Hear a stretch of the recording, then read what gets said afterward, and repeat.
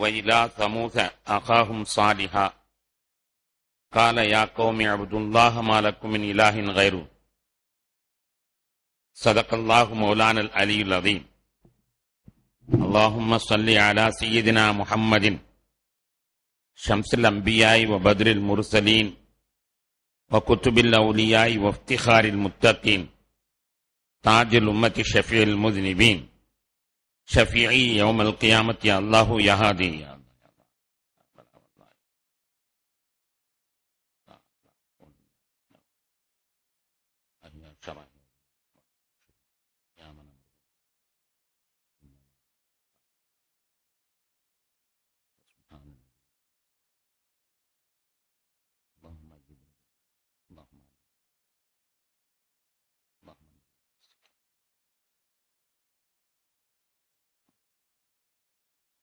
கண்ணியத்திற்கும் மதிப்பிற்கும் உரித்தான பெரியோர்களே, சகோதரர்களே, அல்லாஹ்வின் பேரருளால் 22ஆம் நாள் தராவி தொழுகை நிறைவு செய்துவிட்டு அமர்ந்திருக்கிறோம். சிறப்பான இந்த நாட்களில் அல்லாஹ் தன்னுடைய அடியார்களுக்கு வழங்குகின்ற அனைத்து நற்பாக்கியங்களையும் நம் அனைவர்களுக்கும் தந்தருள் புரிவானாக. இன்றைய இரவுகளில் நரக விடுதலை வழங்குகிற ரப்புல் ஆலமீன் நம் அனைவர்களுக்கும் அத்தகைய நரக விடுதலையை வழங்கி அருள் புரிவானாக. இந்த 10 நாட்களில் ஒளித்து வைத்திருக்கின்ற லைலத்துல் கத்ரை அடைந்து தொழுது 1000 மாதங்களை விட சிறப்பான பாக்கியத்தை பெறக்கூடிய நல்லடியார்களாக, பாக்கியசாலிகளாக நம்மை அல்லாஹ் ஆக்கி அருள் புரிவானாக. கண்ணியத்திற்குரியவர்களே, நபிமார்களுடைய சரித்திர வரிசையில் நபி சாலிஹ் அலைஹிஸ்ஸலாத்து வஸ்ஸலாம் அவர்களுடைய சரித்திரத்தை இன்று சிந்தனைக்கு நாம் எடுத்துக்கொண்டோம். அல்லாஹு தஆலா சாலிஹ் அலைஹிஸ்ஸலாத்து வஸ்ஸலாம் அவர்களை 17 தடவை திருக்குர்ஆனிலே அவர்களுடைய பெயரை குறிப்பிடுகிறான். மக்காவிற்கும் தபூக்கிற்கும் இடையிலுள்ள ஹிஜ்ரு என்ற ஊரிலே அவர்கள் வாழ்ந்து வந்தார்கள். அந்த மக்கள் வீடு கட்டுவதிலே அதிகமான ஈடுபாடு கொண்டவர்கள். எனவே அழகான வீடுகளையும் அமைத்துக் கொள்வார்கள். அது மட்டுமல்லாமல் பாறைகளை செதுக்கி அதிலேயே வீடுகளை பாறைக்குள்ளேயே அவர்கள் அமைத்துக் கொண்டு மிகவும் சுகவாசியாக வாழ்ந்து கொண்டிருந்தார்கள்.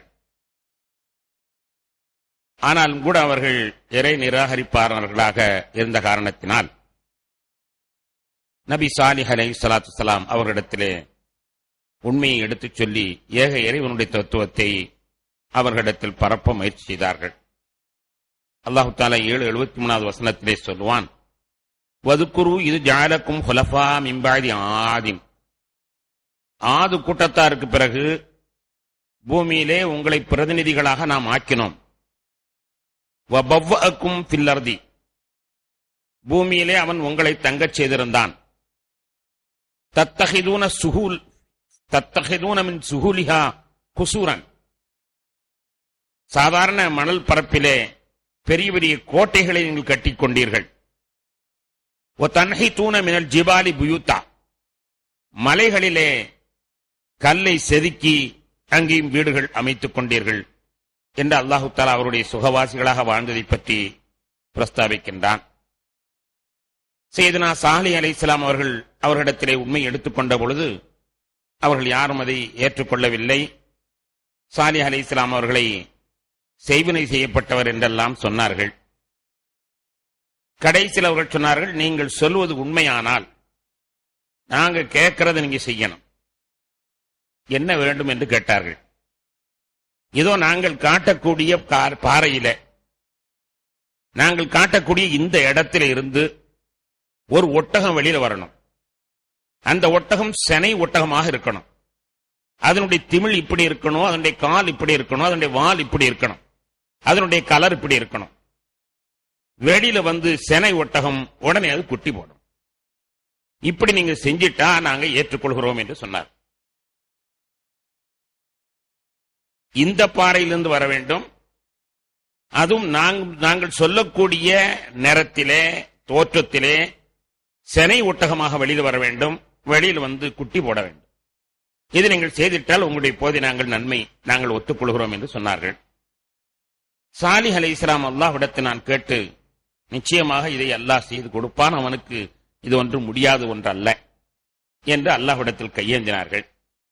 இப்ப அல்லாஹ் தஆலா சொன்னா, அதே மாதிரியே ஒட்டகத்தை நான் அனுப்பி வைக்கிறேன். ஆனால் இவர்கள் அதற்கு ஒரு காரியம் பண்ண வேண்டும். இந்த ஊருக்கெல்லாம் தண்ணீர் கொடுப்பதற்கு ஒரே கிணறு. அந்த ஒரு கிணறிலே அந்த ஒட்டகத்திற்கு ஒரு நாள் தண்ணீர் கொடுத்து விட வேண்டும். மக்களெல்லாம் இன்னொரு நாள் தண்ணீர் பிடித்துக் கொள்ள வேண்டும்.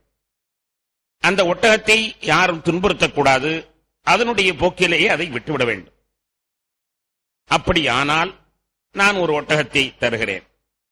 ஆனால் ஒட்டகம் வந்ததற்கு பிறகு என்னை அவர்கள் நிராகரிக்க கூடாது. அப்படி நிராகரிப்பார்களே ஆனால் நான் அவர்களை அழித்து விடுவேன். இதற்கு ஒத்துக்கொண்டால் நான் செய்கிறேன் என்று அல்லாஹ் சொன்னான். இவங்களும் தங்கள் சார்பிலே பல கண்டிஷன்களை வைக்கும் பொழுது அல்லாஹும் பல கண்டிஷன்களை வைக்கிறான். இவங்க இப்படி வரணும் என்று பல கண்டிஷன் சொன்னாங்க. அல்லாஹ் சொன்ன, நான் சொன்ன மாதிரி தண்ணீரை கொடுத்துடணும், அது மட்டுமல்லாமல் நீங்கள் பாவம் செய்யக்கூடாது, செஞ்சீங்கன்னா அழிச்சிருவேன் என்று கூறினான். சரி என்று அந்த மக்கள் ஏற்றுக்கொண்டார்கள். சொன்னார்கள், ஃபஅத்தி பி ஆயத்தின் இன் குன்த மின ஸாதிகீன், நீர் உண்மையான ஆளாயிருந்தால் இப்படி ஒரு அற்புதத்தை கொண்டு வாருங்கள் பார்க்கலாம் என்று சொன்னார்கள். அதே மாதிரியே அவர்கள் பார்த்து கொண்டிருக்கும் பொழுதே அந்த பாறை வெடித்து அந்த பாறையிலிருந்து அவர்கள் என்ன சொன்னார்களோ அதே மாதிரி ஒட்டக அச்சு வார்த்ததை போன்று வருகிறது. அப்போது சாலிஹ் அலைஹிஸ்ஸலாம் சொன்னார்கள், ஹாதிஹி நாக்கத்துல்லாஹ், இது அல்லாஹ்வுடைய ஒட்டகம். லஹா ஷிர்புன் வலக்கும் ஷிர்புன், ஒரு நாள் அது தண்ணி குடிக்கும், நீங்கள் ஒரு நாள் தண்ணி குடிக்க வேண்டும். வலா தமுஸ்ஸுஹா பிஸ்ஸுயின், அதை நீங்கள் எந்த கெடுதியும் செய்யக்கூடாது. ஃபயஅஹுதுக்கும் அஸாபுன் அலீம், அதை நீங்கள் தொட்டீர்களானால் கடுமையான வேதனை வரும் என்பதாக அவர்கள் சொன்னார்கள். சரி என்று அவர்கள் சொன்னதை போன்றே அந்த ஒட்டகமும் வந்தது. இதை பார்த்தவுடனே பெருவாரியான மக்கள் இஸ்லாத்தை ஏற்றுக்கொண்டு விட்டார்கள். ஆனால் சிலர்கள் தங்களுடைய பிடிவாதத்தை விடவில்லை.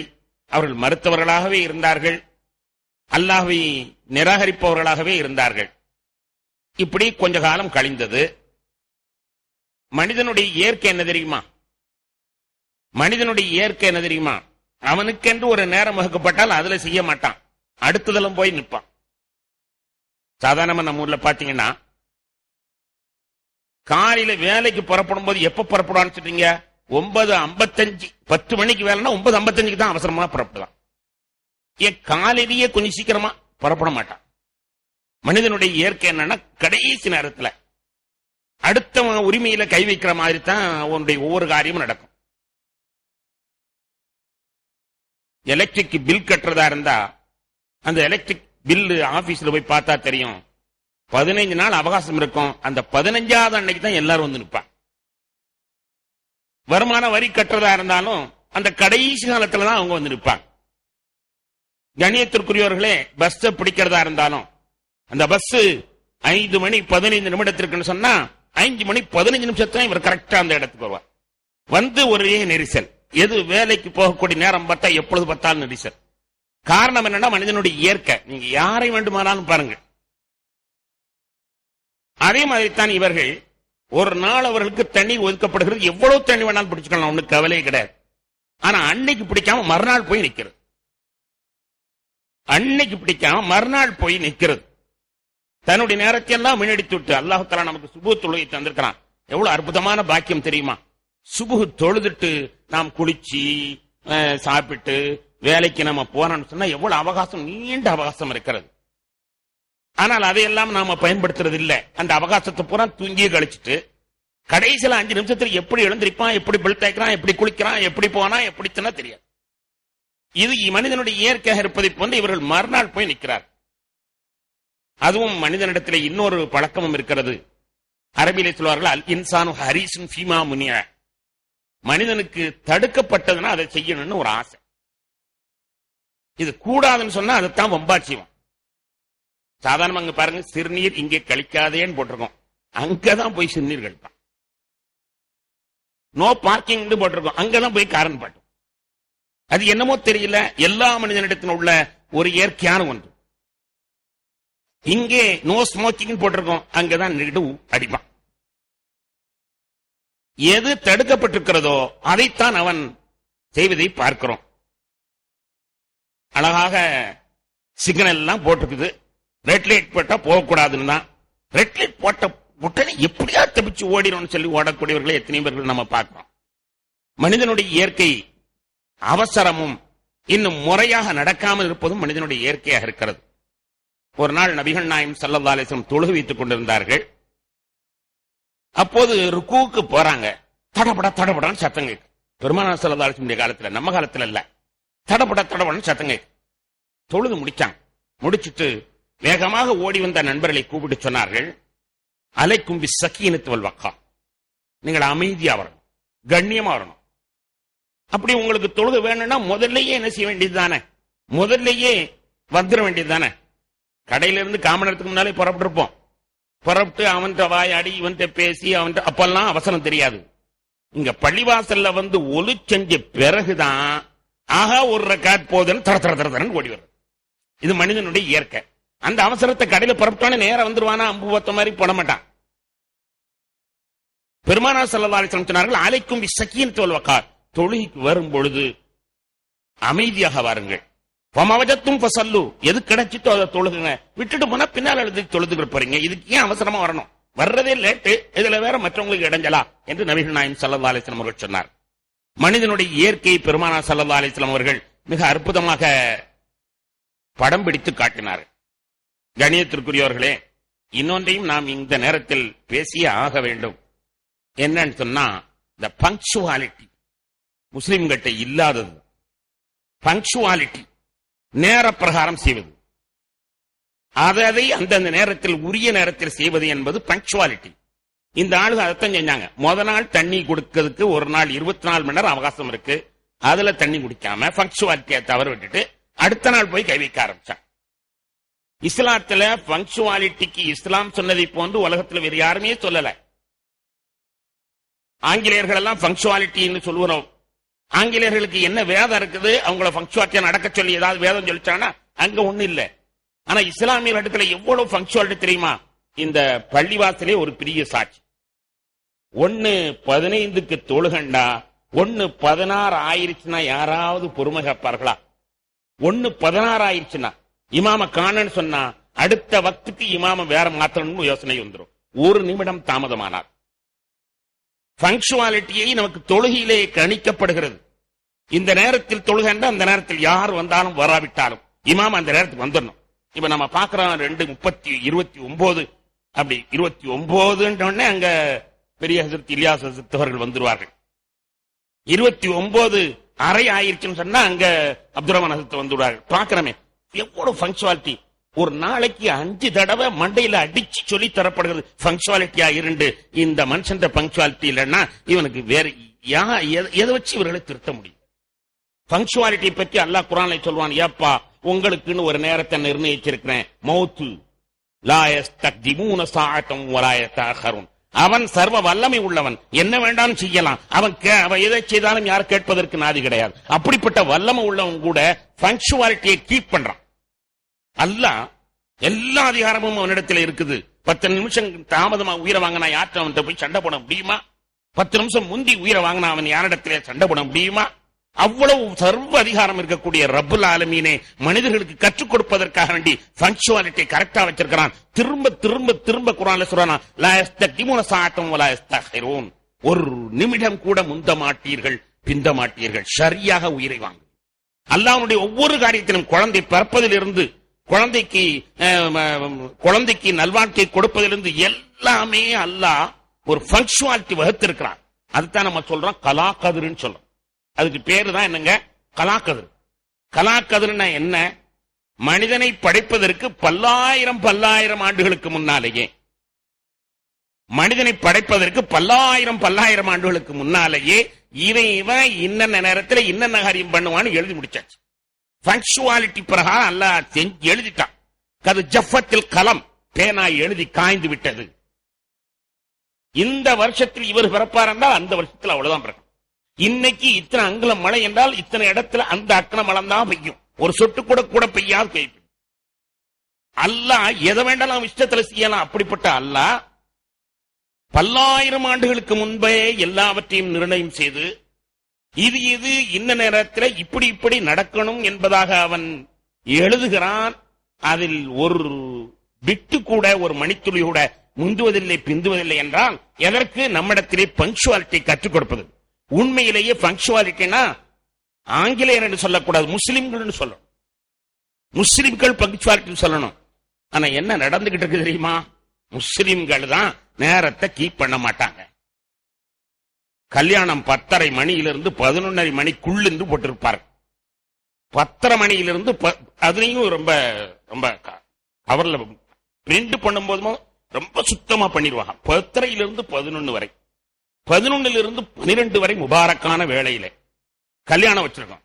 சரின்னு போய் நம்ம அவசர அவசரமா உளுந்தடிச்சு வந்து பார்த்தா ஒரு ஆளை கூட காண. கண்ணியத்திற்குரியவர்களே, எனக்கெல்லாம் இந்த மாதிரி நிறைய அனுபவம். சமயத்துல மீட்டிங்களுக்கு போகணும், எனக்கு 9 மணிக்கு பேச்சுன்னு போட்டிருப்பாங்க. நான் பெரும்பாலும் எப்படியாவது வந்து பாடுபட்டாவது எப்படி எங்க இருந்தாலும் வந்து விழுந்துடுறது. அப்படி ஒரு பழக்கத்தை எல்லாம் வச்சிருக்கான். எனக்கு அப்படியே என்னுடைய எல்லா நிகழ்ச்சிகளையும் அப்படித்தான் இருக்கு. ஊர் உலகத்திலையும் கேட்டு பாருங்க, ஓயம் கரெக்டா வருவாருன்னு எல்லாரும் சொல்லுவாங்க. அப்படி அவசரமா நான் வரும் பொழுது எவ்வளவு அவசரமா வரும் தெரியுமா? டவுன் பஸ் பிடிச்சு, அந்த பஸ் பிடிச்சு, இந்த பஸ் பிடிச்சு, எப்படியாவது ஒரு ஆட்டோ பிடிச்சு, அதை பிடிச்சு கரெக்டா வந்து நிற்பேன். ஒருத்தரையும் காணாது, மேடையே இருக்காது. என்ன பங்க்சுவாலிட்டி! ஒரு கல்யாணத்துக்கு 10:30 மணிக்கு வர வேண்டும் என்பதாக எனக்கு உத்தரவு. நான் அந்த ஊருக்கு போறதுக்காக வேண்டி ஒரு காரை அவசரமாக பிடித்துக் கொண்டு போறேன். நேரம் ஆகுது, டிரைவர் விரட்டுறேன், வேகமா போடா. அவன் 60 80 ஒரு மாதிரியா முழிக்கிறான். இப்படியா போப்பா, எல்லாம் பார்த்துக்குவான். ஆபத்து தான், 100 தாண்டுது, பரவாயில்லப்பா, நீ 10:30 போயிடணும். ரொம்ப கரெக்டா போய் ரொம்ப உயிரை கையில பிடிச்சிட்டு தான் வந்தோம். 10:30 வந்து இறங்குனா மாப்பிளையும் காணோம், பொண்ணையும் காணோம், ஆளையுங்க. பங்க்சுவாலிட்டி எதற்கு அல்லாஹ் நமக்கு கற்றுத் தருகிறான்? என்ன ஆகுது தெரியுமா? இதனால எத்தனை பேர் திட்டிக்கிட்டு போறாங்க தெரியுமா? எத்தனை பேர் திட்டிக்கிட்டு போறாங்க. மணிக்கு லட்சம் சம்பாதிப்பவர்கள் எல்லாம் நம்மிடத்தில் இருக்கிறார். பகல் நேரத்திலே, ஆபீஸ் டயத்திலே 1 மணி நேரத்திற்கு இவ்வளவு என்று சம்பாதிப்பவர்களாக இருக்கிறார்கள். அப்படிப்பட்டவர்கள் இந்த மாதிரி நிகழ்ச்சிக்காக வேண்டி, ஒரு துக்க நிகழ்ச்சி மையத்து என்று வைத்துக் கொண்டால், இத்தனை மணிக்கு நல்லடக்கம் என்பதாக அறிவித்து விடுவார்கள் பள்ளிவாசலே. அத்தனை மணிக்கு போனா அங்க ஒண்ணுமே இருக்காது. அப்பதான் குளிப்பாட்டுறதுக்காண்டி போய்கிட்டு இருப்பாங்க. ஒரு கல்யாணத்துக்கு வந்தா ஒரு நாள் வேலை கட்டிச்சு இல்லையா? ஒரு கல்யாணத்துக்கு வந்தால் ஒரு நாள் போச்சு. எத்தனை அவர்களுக்கு எவ்வளவு வேலை இழப்பு தெரியுமா? ஒரு பேங்க்ல இன்னைக்கு அவசரமா பணம் போட வேண்டியது இருக்கும். ஆனால் இந்த கல்யாணத்துக்கு வந்ததுனால லேட்டா போய் அங்க போய் போட முடியாம போன உடனே தலையெடுத்துக்கிறோம், நாசமா போவேன். இவன் என்னத்த கல்யாணத்தை வைக்கிறான், வாழ்த்தவா செய்வாங்க? நம்ம நினைச்சுக்கிட்டு இருக்கோம் வாழ்த்துறாங்க, வாழ்த்துறது இல்ல. அவங்களுக்கு ஏற்பட்ட நஷ்டத்திற்காக வேண்டி 100 பேர் திட்டிக்கிட்டு போவான். 100 பேர் திட்டிக்கிட்டு தான் போவான். நான் சும்மா போவேன், இப்படி ஒரு கல்யாணத்தை வச்சு தொலைச்சிட்டான், வேலை பூரா கட்டுச்சு. வாழ்த்துவார்கள் என்று எண்ணுகிறீர்களா அன்பான பெருமக்களே? கணியத்திற்குரியவர்கள், எப்பொழுது இந்த பங்க்சுவாலிட்டி நம்மிடத்தில் வரப்போகிறது? நாம தான் பங்க்சுவாலிட்டி. ஒரு ஊர்ல 4 பேர் வேணும்னே பங்க்சுவாலிட்டியா காரியங்களை நடத்த ஆரம்பிக்கணும். ஒரு புரட்சி செய்யணும். பங்க்சுவாலிட்டி யார் வந்தாலும் வராட்டில் நடக்கிறது இல்லை, கரெக்டா நடக்கிறது. அப்படி நடந்து ஒவ்வொரு ஊர்லயும் ஒரு புரட்சி செஞ்சு பங்க்சுவாலிட்டி நாம் கொண்டு வரணும். ஏன்னா இதுதான் அல்லாஹ்வுடைய நாட்டம். அதனாலதான் அதை கத்து தர்றான். கரெக்டா நீங்க 12 மணிக்கு என்றால் 12 மணிக்கு கல்யாணத்தை வைக்கிறீங்க, யாருக்கும் இடைஞ்சல் இருக்கிறார். ஆபீஸ் டயத்தில் அவர் டக்குன்னு அந்த 11:45 எடுத்துட்டு 12க்கு வருவார், 12:15 திரும்பி போயிடுவார். ஒரு அரை மணி நேரம் அவகாசத்துல அவரால் போயிட முடியும். அல்ஹம்துலில்லாஹ். இப்ப ஞாயிற்றுக்கிழமை பூராவும் யாருக்குமே ரெஸ்ட் எடுக்க முடியாத அளவுக்கு ஆயிடுச்சு. ஞாயிற்றுக்கிழமை பூரா ஏதாவது இந்த கல்யாணம் இல்லாட்டா அந்த கல்யாணம், அந்த கல்யாணம், அந்த கல்யாணம், நண்பன் அல்லது சொந்தம் அல்லது பந்தம் அல்லது ஊரு, அது இது. இருக்கிறதே ஒரு நாள் விடுமுறை. அந்த விடுமுறையில ஏதோ ஒரு 2 மணி நேரம் அதுக்கு கழிச்சா பரவாயில்ல, அதுக்குன்னு ஒரு அரை பொழுத கழிக்க வேண்டியது. 10 மணிக்கு வந்தோம் சொன்னா 3 மணிக்கு தான் திரும்ப அந்த இடத்தை விட்டு போக வேண்டியது. கணியத்திற்குரிய பெருமக்களே, விழிப்புணர்வு நம்மிடத்திலே வர வேண்டும். இஸ்லாமியரிடத்தில் விழிப்புணர்வு வர வேண்டும். அவுரங்கசீப் மாமன்னர் அவர் செங்கோட்டையிலே ஆட்சி செய்து கொண்டிருக்கிற பொழுது தொழுகைக்கு சற்று தாமதமாக வருகிறார். ஒரு 5 நிமிஷம் தாமதமா வர்றார். தாமதமா வந்தால் இமாமும் இவரை எதிர்பார்த்துக்கிட்டே இருக்கிறார். ஏன்னா அகண்ட அந்த பாரதத்தினுடைய அரசர் அல்லவா, முடிசூடா மன்னர் அல்லவா. எனவே இமாம் ஒரு 5 நிமிடம் தாமதமாக இவரை எதிர்பார்த்து கொண்டு காமச் சொல்லாமல் நிற்கிறார். ஏன்னா அரசருடைய பள்ளிவாசல், அரசர் தொழுகக்கூடிய பள்ளிவாசல். எனவே அரசர் வரட்டும் என்று எதிர்பார்த்தார். தொழுகை முடிந்த உடனேயே அந்த இமாமுக்கு கணக்கு பார்த்து சீட்டை கொடுத்து போயிட்டோன்னு அனுப்பிச்சுட்டான். இந்த தொழுகை என்பது அரசனுக்காக வேண்டியும் ஆண்டிக்காக வேண்டியும் முந்தவும் கூடாது பிந்தவும் கூடாது. அரசனுக்காக வேண்டிய 5 நிமிடம் நீர் தாமதப்படுக்கிறீர் என்றால் நிச்சயமாக நீர் தவறு செய்கிறீர் என்று சொல்லி உடனே அவருக்கு சீட்டை கழிச்சு அனுப்பிட்டார் என்ற ஒரு வரலாற்றை நம்ம பார்க்கிறோம். கண்ணியத்திற்குரியவர்களே, அப்படி நமக்கு தொழுகையின் மூலமாக, கலாக்கதிரின் மூலமாக, நம்முடைய மௌத்தினுடைய நேரத்தின் மூலமாக அற்புதமான வழிகாட்டுதல் நமக்கு தரப்பட்டிருந்தும் கூட இந்த பங்க்சுவாலிட்டி தவற வைக்கக்கூடியவர்களாக இருக்கிறோம்.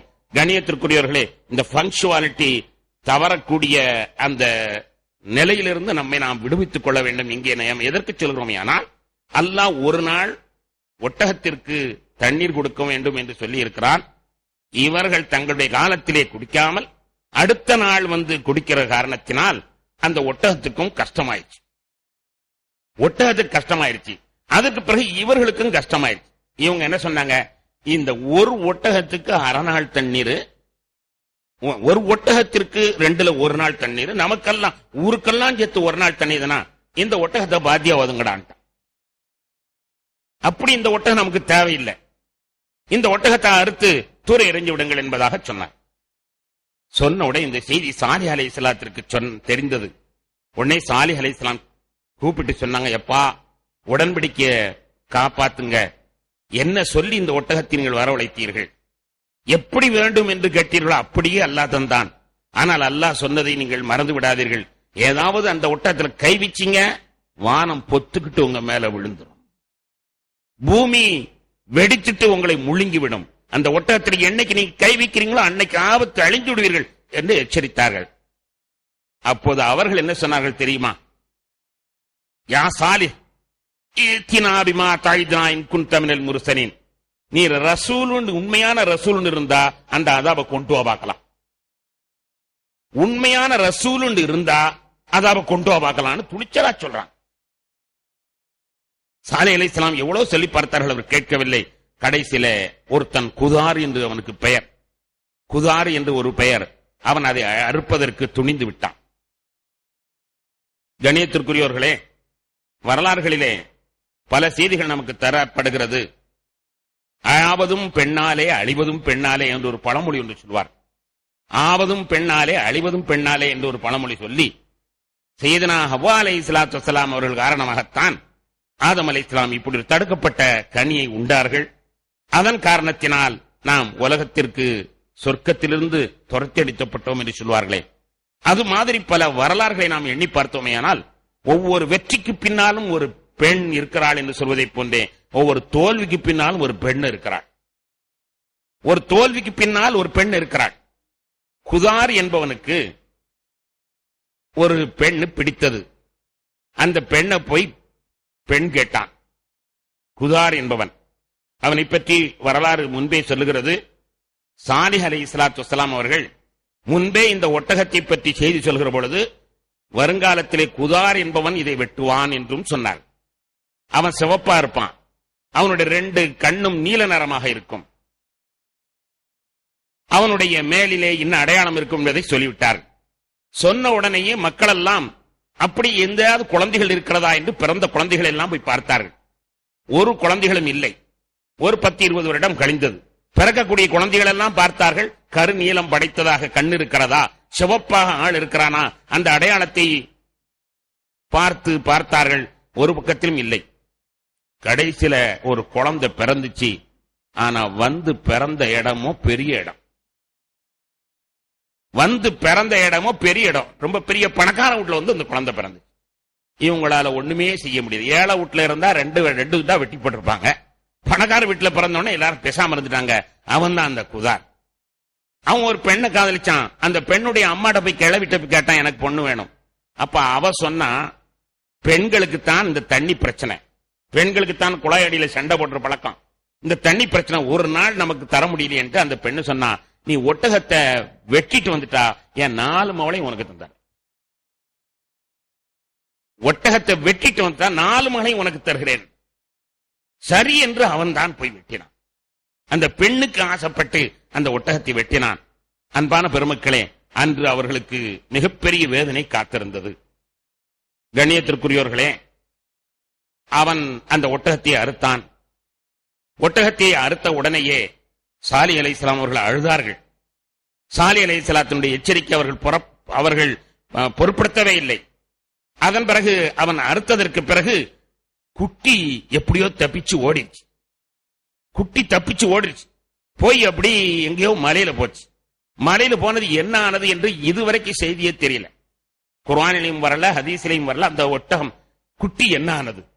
நம்ம சுதந்திர போராட்டத்தில் நேதாஜி சுபாஷ் சந்திர போஸ்னு ஒரு வீரர், அவர் இருக்கிறாரா இல்லையா இன்னும் ஒருத்தருக்கும் தெரியல. ஆனா அவர் எங்க கிளம்பி போனவர் இருக்கிறாரா இல்லையா இன்னும் அதை ஃபைல க்ளோஸ் பண்ணல. இறந்துட்டாருன்னு இன்னும் முடிவு பண்ணல. அது இருக்கிறாரான்னு யாரும் சொல்லவும் இல்லை. அதே மாதிரி இது ஒரு குட்டி அழுதுகிட்டே போச்சு. அம்மாவை கொண்டு செஞ்ச உடனே இதை அழுதுட்டு போய் மலைக்கு மேல ஏறிச்சு. இவன் பின்னாலே துரத்திக்கிட்டு போனான். அவர் ஒரு பாறையில் போய் புகுந்துச்சு. என்ன ஆச்சு என்று தெரியவில்லை. கண்ணியத்திற்குரியவர்களே, அதன் பிறகு சாலிஹ் அலைஹிஸ்ஸலாம் அவர்கள் சொன்னார்கள், அல்லாஹ்வுடைய வேதனை உங்களுக்கு வரப்போகிறது என்று சொல்லி 3 நாள் உங்களுக்கு அவகாசம். இதிலே நல்ல மனிதர்கள் எல்லாம் ஊரை காலி பண்ணி கொண்டு சென்று விடுங்கள் என்று சொன்னார். 3 நாட்கள் நல்லவர்கள் எல்லாம் ஊரை காலி பண்ணி கொண்டு சென்று விடுங்கள். ஈமானை கொண்டவர்கள் எல்லாம் ஊரை காலி பண்ணா சாமான் சட்டெல்லாம் காலி பண்ணிட்டு போயிடணும். ஏன்னா ஊரே அழிக்கப்பட போகுது. செய்தி தெளிவாக சொல்லிட்டாங்க, அழிக்கப்பட போகுதுன்னு. ஆனால் அந்த இறை மறுப்பாளர்கள் தைரியமாக இருந்தார்கள். முதல் நாள் அவர்களுடைய முகங்கள் எல்லாம் மஞ்சள் நிறமாச்சு. கூப்பிட்டு சொன்னாங்க, ஏன் மஞ்சள் நிறமாயிருச்சுடா, திருந்திக்கங்கடா, இப்போது உங்க முகத்தை பாருங்க, மாறிடுங்க, மன்னிப்பு கேளுங்க, அல்லாட்ட மன்னிப்பு கேளுங்க என்று சாலிஹ் அலைஹிஸ்ஸலாம் சொன்னார். போயா கிழிச்ச என்று சொல்லிட்டார். 2வது நாள் பார்த்தால் அவங்களுடைய முகம் இப்படி சிவப்பா மாறிச்சு. எல்லாருடைய முகமும் சிவப்பா மாறிச்சு. அதான் சரித்திரம் தெளிவாக சொல்கிறது. வியாழக்கிழமை தான் அந்த அதாபு ஆரம்பமாகிறது. வியாழக்கிழமை முகம் மஞ்சளாக மாறியது. வெள்ளிக்கிழமை சிவப்பாக மாறியது. கூப்பிட்டு சொன்னாங்க, ஏ டேஞ்சர், சிவப்பு வந்துருச்சு, நீ சீக்கிரமா காலி பண்ண போற, வேகமா தௌபா செஞ்சிரு, போயா என்று சொன்னார்கள். அதன் பிறகு சனிக்கிழமை வந்து முகமெல்லாம் கருப்பா போச்சு. கருப்பா போனோடனே சொன்னாங்க, இப்பவாது தெரிஞ்சிருங்க. அப்போ அவர்கள் திருந்தராக இல்ல. ஞாயிற்றுக்கிழமை காலையில் அவர்கள் எழுந்து பார்க்கிறார்கள். மேலே இருந்து ஒரு சப்தம் வந்தது. அவ்வளவுதான், அப்படியே கீழே விழுந்தார். கீழே விழுந்தவுடன் பூமி பளந்தது, உள்ளே போய்விட்டார். சப்தம் வந்தது, நெடுஞ்சான் கடையாக கீழே விழுந்தார்கள். உயிர் இல்லாமல் விழுந்தார்கள். பூமி பளந்தது, உள்ளே விழுந்தார்கள். ஆக கேளும் மேலுமாக அவர்களை ஒரு பெரிய அதாபு வந்து அப்படியே அவர்கள் அத்தனை பேர்களும் அழித்து விட்டது. ஃபீ தாரிஹிம் ஜாசிமின ஜிசியா என்று அல்லாஹ் ஒரு குர்ஆனிலே சொல்லி காட்டுவான். முட்டு கட்டியவர்களாக அப்படியே பூமிக்குள் புதைந்து போனார்கள். இதுல ஒரு பெரிய அதிசயம் என்ன என்றால், அதுல ஒரு மனுஷன் சாமான எடுத்துட்டு போறதுல கொஞ்சம் லேட் பண்ணான். நல்ல மனுஷன் சாமான எடுத்துட்டு போறதுக்கு அவன் காலி பண்றதுல கொஞ்சம் லேட் பண்ணிக்கிட்டான். 3 நாள் அவகாசம் கொடுத்ததுல லேட் பண்ணி அந்த ஊர்ல தான் இருந்தான். ஆனா அவன் முகம் மட்டும் ஒன்றுமே மாற்றம் அடையவில்லை. நல்ல மனிதன், ஈமான் கொண்டவன், ஆனால் அவனுடைய முகம் மாற்றம் அடையவில்லை. அதே ஊர்ல தான் இருந்தான். மற்றவங்கள் எல்லாம் அழிக்கப்பட்டு அவருடைய முகமெல்லாம் மாற்றமான பொழுது இவருடைய முகம் மாற்றம் அடையவில்லை என்பதையும் நபிகள் நாயகம் ஸல்லல்லாஹு அலைஹி வஸல்லம் அவர்கள் சொல்லி காட்டுகிறார்கள். இன்னும் வரலாற்றிலே நாம் பார்க்கிறோம், ஒரு பெண்ணு வேகமாக ஓடி வருகிறாள். இந்த அதாபு அழிந்து கொண்டிருக்கிற பொழுது வேகமாக வெளியிலே ஓடுகிறாள். ஓடி வந்து பக்கத்து ஊருக்கு கோட்டமா ஓடி வந்து பக்கத்து ஊர்ல கிணற்றிலே பெண்கள் தண்ணீர் இறைத்துக் கொண்டிருக்கிறார்கள். அங்கே வந்து தகவலை பூரம் சொல்கிறார். இப்படி நடந்துச்சு, அதாவது இப்படி நடந்துச்சு. நாம் ஏற்கனவே சொல்லிக்கிறோம் அல்லவா, தியரி ஆஃப் ரிலேட்டிவ் என்ற ஒரு சப்ஜெக்டை சொல்லும் பொழுது ஒவ்வொன்றுக்கும் ஆதாரம் வேண்டும். அதே மாதிரி அல்லாஹ் தஆலா ஒவ்வொன்றிலையும் ஆதாரம் வைக்கிறான். இந்த அதாபு இப்படி இறங்குச்சுங்கிறது யாருக்கு தெரியும்? வேதத்துல சொன்னா போதுமா? யார் பார்த்தா, யார் கண்டான்னு யாரும் கேட்டுறாங்க. அதுக்காக வேண்டி அல்லாஹ் ஒரு பெண்ணை மட்டும் தப்பிக்க வைக்கிறான். தப்பிச்சு வச்சு அவ வந்து பக்கத்து ஊர்ல நடந்த வேதனை அப்படியே வர்ணிக்கிறான். வர்ணிச்சுட்டு எனக்கு தாகமா இருக்கு, கொஞ்சம் தண்ணி கொடுங்கிறா. தண்ணியை குடிச்சோன்னு அவன் அங்க அந்த இடத்திலேயே அவள் சுருண்டு விழுந்து இறந்து விடுகிறாள். கண்ணியத்திற்குரியவர்களே, கண்மணி நாயகம் ஸல்லல்லாஹு அலைஹி வஸல்லம் அவர்கள் இந்த சாலிஹ் பெருமானார் ஸல்லல்லாஹு அலைஹி வஸல்லம் அவர்கள் மக்காவிற்கும் தபூக்கிற்கும் இடையில் உள்ள ஹிஜ்ரி என்ற பகுதியில் தானே இது இருக்கிறது. ஹிஜ்ரி என்ற பகுதியில் தானே இருக்கிறது. இதை பற்றி நபிகள் நாயகம் ஸல்லல்லாஹு அலைஹி வஸல்லம் அவர்கள் அற்புதமான அடையாளங்களை சொல்லித் தருவார்கள். கண்ணியத்திற்குரியவர்களே, இங்கே ஒன்றை நாம் சிந்திக்க கடமைப்பட்டிருக்கிறோம். அல்லாஹ்விடத்தில் நாம் பிரார்த்தனை செய்யலாம். எனக்கு வேணும், அதைத்தான் இதைத்தான் கேட்கலாம். ஆனா இதை நீ தந்துட்டேன்னா நான் இப்படி நடப்பேன் என்பதாக யாரும் அல்லாஹ்விடத்தில் சொல்லக்கூடாது. நபிகள் நாயகம் ஸல்லல்லாஹு அலைஹி சொல்றாங்க, லா தஸ்அலுல் ஆயாத் ஃபக்கத் ஸஅலஹா கௌமு ஸாலிஹின் ஃபௌஹ்லிகு. அல்லாஹ்விடத்தில் அத்தாட்சியை கேட்காதீங்க, சாலிஹ் அலைஹிஸ்ஸலாம் குடும்பம் அழிக்கப்பட்டதை நினைவுகூருங்கள் என்று நபிகள் நாயகம் ஸல்லல்லாஹு அலைஹி வஸல்லம் சொல்வார்கள். எனவே யா அல்லாஹ் இப்படி நான் செஞ்சிட்டா, நீ இப்படி செஞ்சிட்டா நான் இப்படி நடந்துருவேன், இப்படி செஞ்சிட்டா நான் இப்படி நடந்துருவேன் என்பதாக நீங்கள் வாக்களிக்காதீர்கள். உங்களுக்கு தேவையானவற்றை நீங்கள் கேளுங்கள், தாராளமாக கேளுங்கள். ஆனால் நிபந்தனை வைத்து எதையும் கேட்காதீர்கள் என்று நபிகள் நாயகம் ஸல்லல்லாஹு அலைஹி வஸல்லம் சொல்லி காட்டுவார்கள். பெருமானார் ஸல்லல்லாஹு அலைஹி வஸல்லம் காலத்தில் நடந்த ஒரு வரலாற்றை 9:77 வசனம் சொல்லி காட்டும். ஒரு மனிதர் சாலபா அன்சாரி, அவருடைய சரித்திரம் நீங்கள் கேள்விப்பட்டிருப்பீர்கள். சாலபா அன்சாரி என்று ஒரு சஹாபி, அன்சாரி தோழர், நபிகள் நாயகம் ஸல்லல்லாஹு அலைஹி வஸல்லம் நெருங்கிய நண்பர்கள் ஒருவர் தான். ஃபஜ்ர் தொழுத உடனே ஆள் காணாமல் போயிடுவார், எஸ்கேப் ஆயிடுவார். ஃபஜ்ர் தொழுத உடனே காணாமல் போய்விடுவார். அப்ப எல்லாருமே அவரை பற்றி ஒரு மாதிரியே பேச ஆரம்பிச்சாங்க. எப்பொழுதுமே சஹாபாக்கள் நபிகள் நாயகம் ஸல்லல்லாஹு அலைஹி வஸல்லம் இடத்துல ஃபஜ்ர் தொழுத பிறகு அளவலாய் விட்டு செய்திகளை பேசிவிட்டு செல்வார்கள். ஆனால் இவர் மட்டும் எஸ்கேப் ஆயிடுவார். சஹாபாக்கள் அவரை பற்றி ஒரு மாதிரி விமர்சிக்க ஆரம்பித்தார்கள். உடனே நபிகள் நாயகம் ஸல்லல்லாஹு அலைஹி வஸல்லம் அவர்கள் அந்த சஹாபியை மறுநாள் வரவழைச்சு விசாரிச்சுட்டாங்க. நேரடி கூப்பிட்டு கேட்டுருவோம், நம்ம ஆளுக்காளு விமர்சிக்கிறதுல சரியில்லையே, ஏன் நீங்க ஃபஜ்ர் தொழுதோடனே எழுந்திரித்து போறீங்க? யா ரசூலல்லாஹ், ரொம்ப வறுமை, கடுமையான வறுமை. எனக்கும் என்னுடைய துணைவிக்கும் சேர்த்து நல்ல ஆடை ஒன்றுதான் இருக்கிறது. கிழியாத, தொழுவது சாத்தியப்பட்ட ஒரு ஆடை, நல்ல ஆடை ஒண்ணுதான் இருக்கு. எனவே நான் ஃபஜ்ர் தொழுத உடனேயே வேகமா எஞ்சி போய் என் ஆடையை களைஞ்சு கொடுப்பேன், வேற கந்தல் ஆடையை அணிஞ்சுக்கிறவன், என் மனைவி அதை கொண்டு தொழுகையை நிறைவேற்ற வேண்டும் என்பதற்காக வேண்டி, சுபுகு கலாவாகிடக்கூடாது என்பதற்காக வேண்டி வேகமா நான் எழுந்திருச்சு போய் என்னுடைய ஆடையை கலற்றி கொடுப்பேன், என்னுடைய மனைவி அதிலே தொழுகை நிறைவேற்றுவாள். அதற்காக வேண்டித்தான் நான் வேகமா எஞ்சி போறதை தவிர வேற முனாஃபிக்தனம் என்னிடத்தில் இல்ல, நைவந்திகத்தனம் எங்கள்கிட்ட இல்ல, உங்கள்கிட்ட பேசக்கூடாதுங்கிறதெல்லாம் இல்லை யார சொல்லலாம் என்பதாக சொல்லி, யார சொல்லலாம் எனக்கு அவனுக்கு கொஞ்சம் துஆ செய்யுங்களேன். பெருமானார் ஸல்லல்லாஹு அலைஹி வஸல்லம் நல்லது அப்படின்னு சொன்னார். ஒரு காலகட்டம் வந்தது, அவர் அல்லாஹ் ரசூலுல்லாஹ்ட்ட வந்து சொன்னாரு, யா ரசூலல்லாஹ், அல்லாஹ் மட்டும் எனக்கு செல்வத்தை தந்துட்டா நான் அப்படி வாரி வாரி இறைச்சிருவேன். இப்போ சில ஏழைகள் சொல்வார்கள், எனக்கு மட்டும் செல்வம் வந்து வாக்கட்டும், அப்படி எல்லாத்தையும் அவுத்து விட்டுறாங்க. ஆனா கொடுத்து பார்த்தா அவன் பரவாயில்லைங்கிற நிலை தான் வந்து சேரும். வாய்களிய பேசலாம், ஆனா நடக்குமா என்றால் நடக்காது. அல்லாவுக்கு தெரியும், குதிரை அறிஞ்சுதான் கொம்ப கொடுக்கலாண்டு. எனவே இவன்கிட்ட பணத்தை கொடுத்தா இவன் கடுமையா துடிப்பான், ரொம்ப மோசமா போயிருவான். அதனால இவனை இப்படித்தான் வைக்கணும்னு அல்லாஹ் வச்சிருக்கான். அல்லாவுடைய மாஸ்டர் பிளான்ல யாரும் சந்தேகிக்க கூடாது. ஆனால் வாய்களி இப்படி சொல்றது பழக்கம் இருக்கு. பணக்காரன பாரு, திமிரு பிடிச்சவன், அடங்காம அலையிறான், தர்மம் கொடுக்க மாட்டாங்களாம், எச்சி கையை கொண்டு காக்கை கூட பத்த மாட்டான், எனக்கெல்லாம் ஆண்டவன் தர்மத்தை தந்து வாக்கட்டுமே, சும்மா அப்படி வாரி விடுவேன் என்று சொல்வார். இந்த முறையில் இந்த மனிதனும் சொன்னார், யார சொல்லலாம், அல்லாஹ் எனக்கு செல்வத்தை மட்டும் தந்துட்டா தர்மத்திலேயே நான் அழிச்சிருவேன் யார சொல்லலாம் என்பதாக சொல்லுகிறார். அல்லாஹ்வே குர்ஆன்ல சொல்றான், ஒமின்ஹும், அவங்கள சில பேர் இருக்கிறாங்க, மன் ஆஹதல்லாஹ, அல்லாஹ்ட்ட உடன்படிக்கை பண்ணுகிறாங்க, லைன் ஆத்தானா மின் ஃபத்லிஹி, அல்லாஹ் தர்ம செல்வத்தை தந்தால் லனஸத்தகன்ன, நான் தர்மம் செய்வேன், வலனகூனன்ன மினஸ் சாலிஹீன், நல்லவனாக ஆகிவிடுவேன் என்று அவர்கள் உடன்படிக்கை செய்கிறார். அல்லாஹ்ட்டே உடன்படிக்கை செய்றாங்க, யா அல்லாஹ் எனக்கு செல்வத்தை தந்து பார், நான் எவ்வளவு தர்மம் செய்றேன் பார் என்பதாக அவர் சொல்லுகிறார். நபிகள் நாயகம் ஸல்லல்லாஹு அலைஹி வஸல்லம் அவர்கள் பேசாம இருந்து விட்டார்கள். தினமும் வர்றது, யார சொல்லா எனக்கு துஆ செய்யுங்க, கஷ்டமா இருக்கு, ஒரு ஆடை என் பொண்டாட்டி நானும் அதிலேயே தொழுதுகிட்டு இருந்தோம், இவ்வளவு வறுமை, யார சொல்லலாம், துஆ செய்யுங்களேன். சரி என்று நபிகள் நாயகம் ஸல்லல்லாஹு அலைஹி வஸல்லம் அவர்களுக்கு வந்த ஒரு அன்பளிப்பான ஒரு ஆடு, அந்த ஆடு குட்டியோடு, செனை ஆடு, அதை கொடுத்தான். சரி, இதை வைத்து நீ பொழைத்துக் கொள்ளப்பா. பெருமானார் கொடுத்த பரக்கத்தினால அது வந்தது, 4-5 குட்டியை போட்டுச்சு, கொஞ்சம் பெருசாச்சு. அதுக்கப்புறம் இப்படி குட்டி பெருக பெருக கூட்டம் ஆடு அதிகமாக ஆரம்பிச்சது. அதிகமான ஆடு அதிகமான உடனே தினமும் போய் ஒரு வயல்வெளியில் சென்று மேய்த்து விட்டு திரும்ப வருவார். கொஞ்ச நாள் போன உடனே இவ்வளவு தூரம் போயிட்டு வர்றது சிரமமா இருந்துச்சு அவரு. அதனால லொஹருக்கும் அசருக்கும் வர்றதில்லை. ஃபஜ்ருக்கு தொழுதுட்டு போவார், போய் ஆடுகளை கொண்டு மேய்த்து விட்டு திரும்ப வந்து அடைத்து விட்டு மகரிப் இஷாவுக்கு தான் வருவார். முதல்ல லொஹருக்கும் அசருக்கும் அவர் காணாம போச்சு. இன்னும் கொஞ்சம் காலம் ஆனது, இன்னும் ஆடு பெருகிவிட்டது.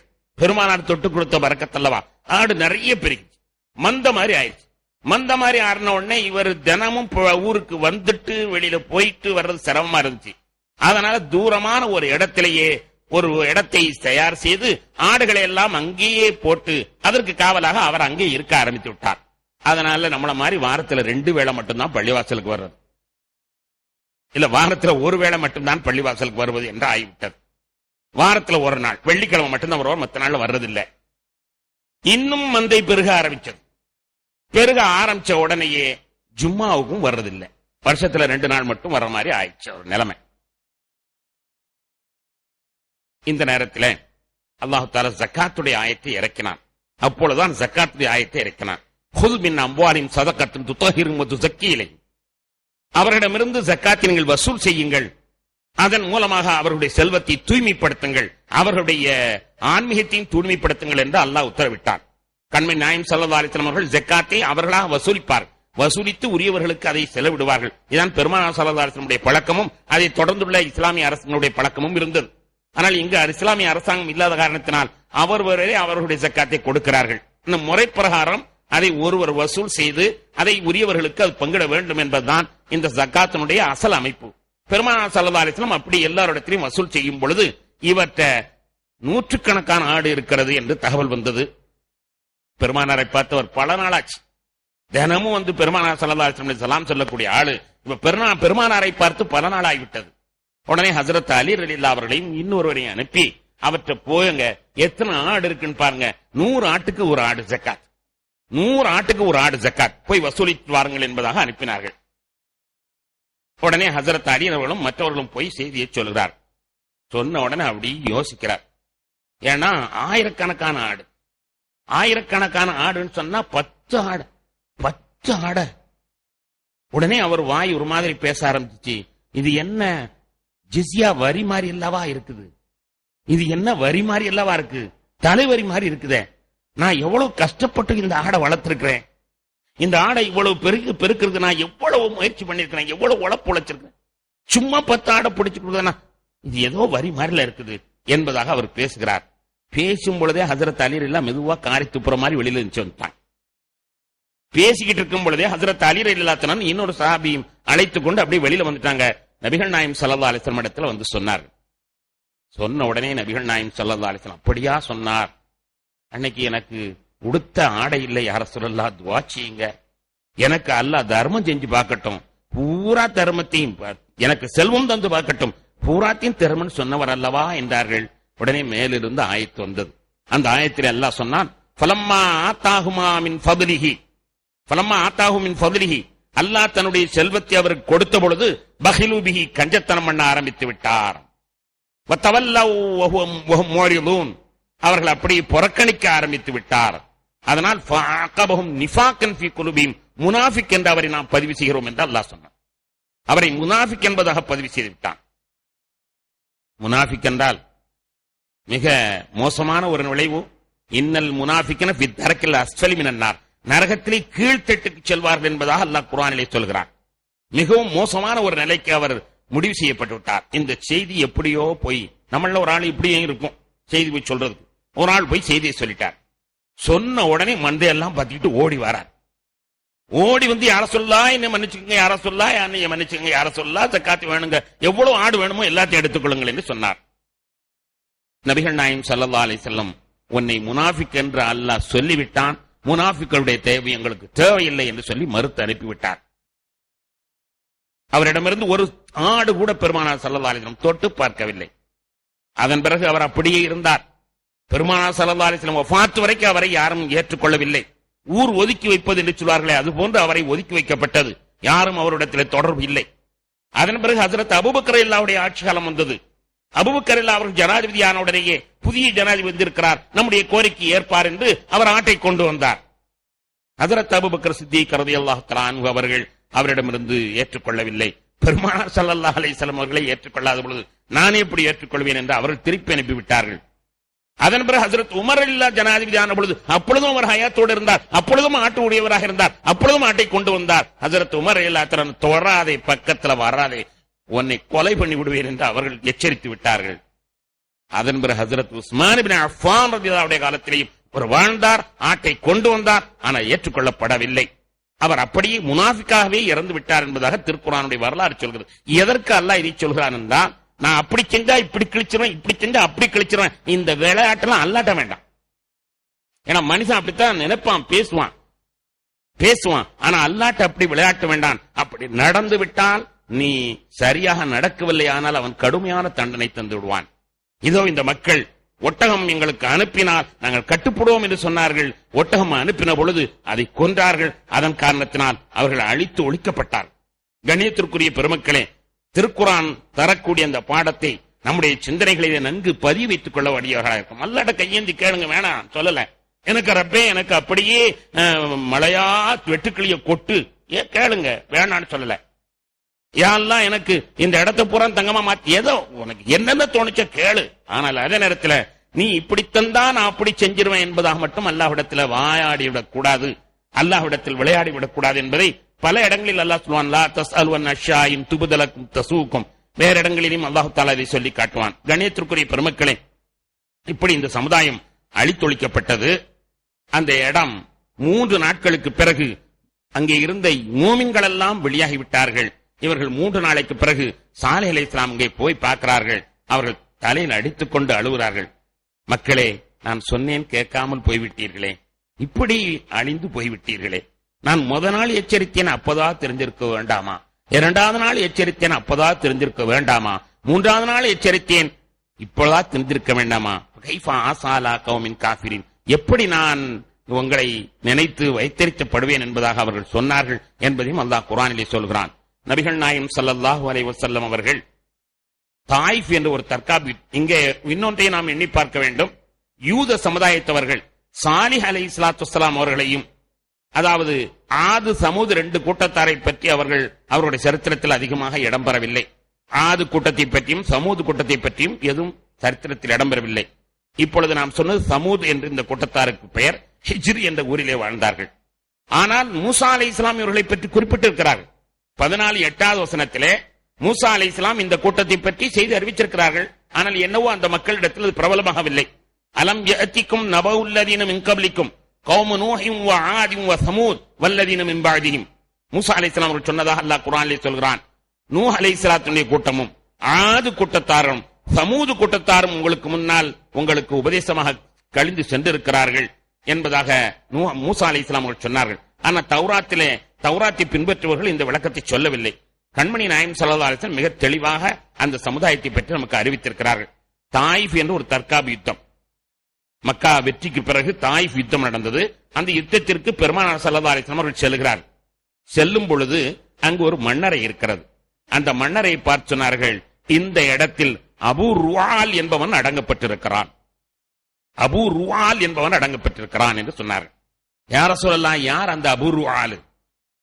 சாலிஹ் அலைஹிஸ்ஸலாம் அவர்கள் 3 நாளைக்குள் வேதனை வரும் எச்சரித்த உடனேயே இந்த ஆள் என்ன செஞ்சா, ஹரம் ஷரீஃப்ல வந்து பூந்துக்கிட்டான், காபத்துல்லாஹ்ல வந்து பூந்துக்கிட்டான். பக்கத்து ஊர் தானே.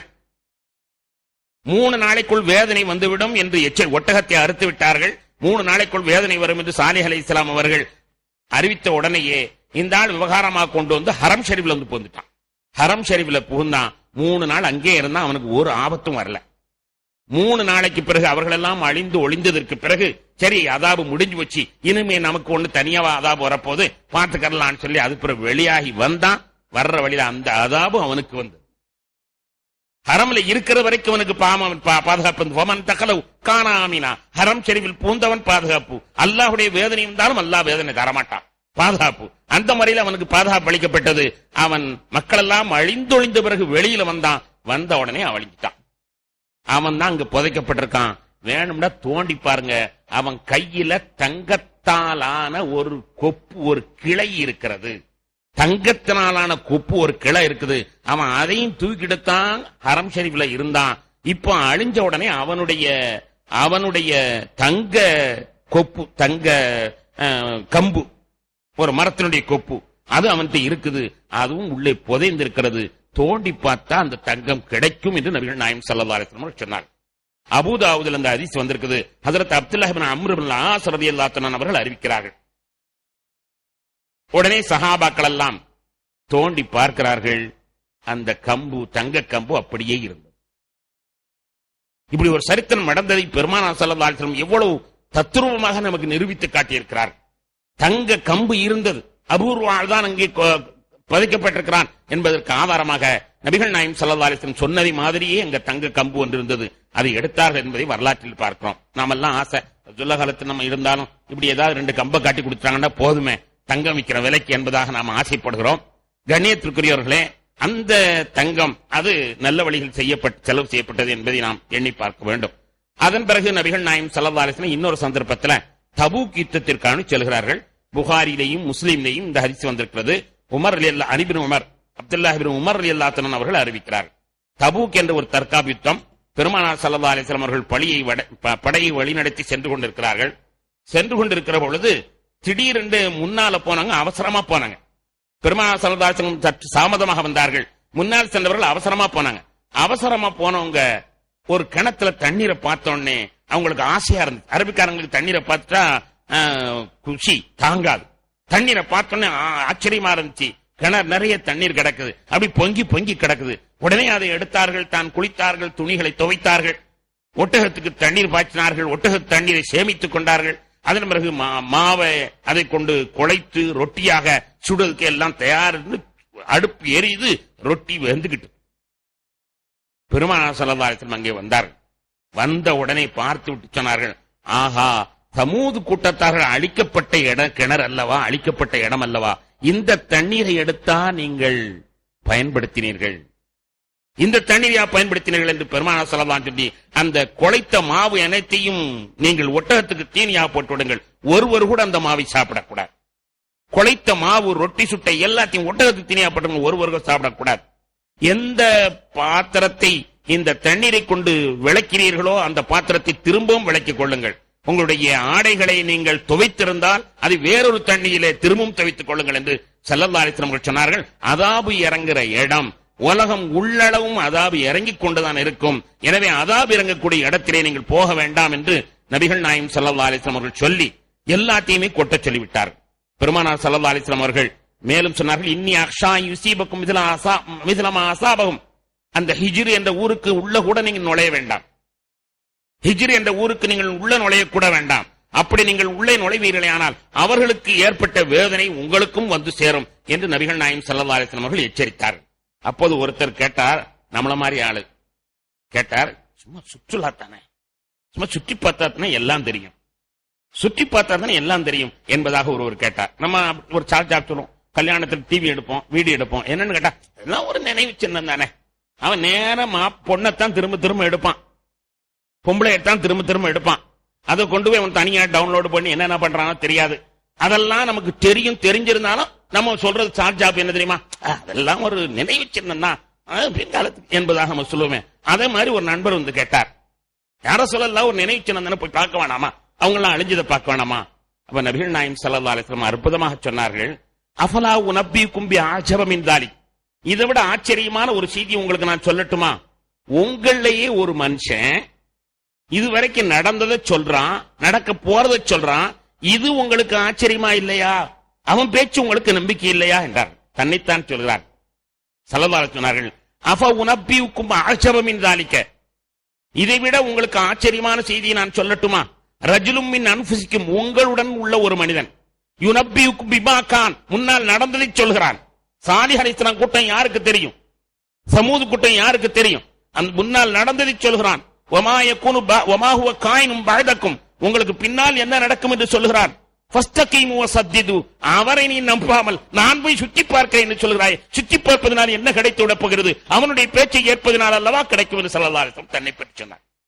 நடக்கிற நிகழ்ச்சியை நான் சொல்றேன், போகாதுன்னு சொல்றேன், நீ என்னமோ சுற்றி பார்க்க சொல்கிறாய் என்று பெருமானார் கடுமையான கோபம் அடைந்தார்கள் என்பதை அந்த வரலாறு நமக்கு சொல்கிறது. அன்பான பெருமக்களே, பாவங்களை நாம் ஒரு நினைவு சின்னமாகவோ ஏதோ ஒரு சார்ஜாப்புக்காக வேண்டியோ பாவங்களை நாம் வழக்கமாக ஆக்கிவிடக்கூடாது. அல்லாஹ் ரசூலுக்கு மாற்றம் செய்வது அது உண்மையிலேயே நன்மை வைக்கும் என்பதாக நாம் எண்ணிவிடக்கூடாது. வல்ல அல்லாஹு தஆலா நபிமார்கள் வாழ்க்கையிலே புதைந்திருக்கின்ற ரகசியங்களை புரியக்கூடிய ஆற்றல் நம் அனைவருக்கும் தந்தல் புரிவானாக. வாஹிரு தவானா அல்ஹம்துலில்லாஹி ரப்பில் ஆலமீன். பிஸ்மில்லாஹிர் ரஹ்மானிர் ரஹீம். அல்ஹம்துலில்லாஹி ரப்பில் ஆலமீன். அல்லாஹும்ம ஸல்லி அலா سيدنا مولانا محمد وعلى آل سيدنا مولانا محمد وبارك وسلم عليه. ربنا تقبل منا إنك أنت السميع العليم وتب علينا إنك أنت التواب الرحيم. وصلى الله تعالى وسلم على خير خلقه سيدنا محمد وآله وصحبه أجمعين والحمد لله رب العالمين. صلى الله على محمد صلى الله عليه وسلم. صلى الله على محمد صلى الله عليه وسلم. صلى الله على محمد يا ربي.